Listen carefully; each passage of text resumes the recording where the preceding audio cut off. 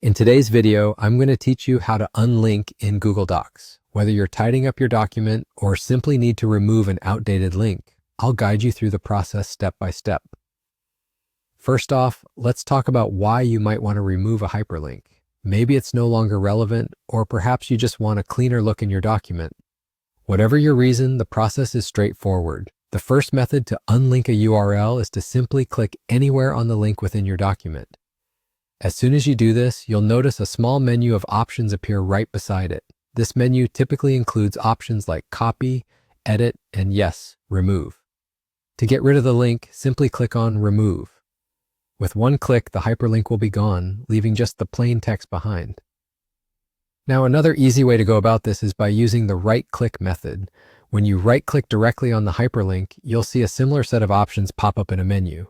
From there, you simply choose Remove Link, and just like that, the link disappears.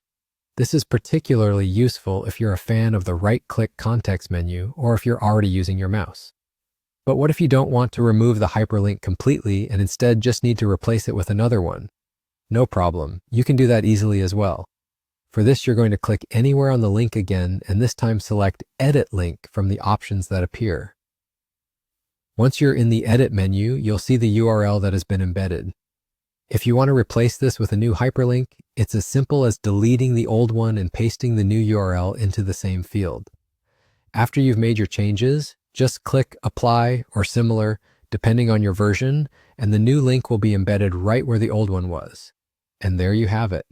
It's really that easy to unlink or update links in Google Docs. Now your documents can be as up-to-date and organized as you need them to be. With these simple steps, removing or replacing links can be done in seconds. I hope you found this tutorial helpful. If you have any more questions or need further assistance, feel free to reach out or leave a comment. Thanks for watching, and I'll see you in the next video.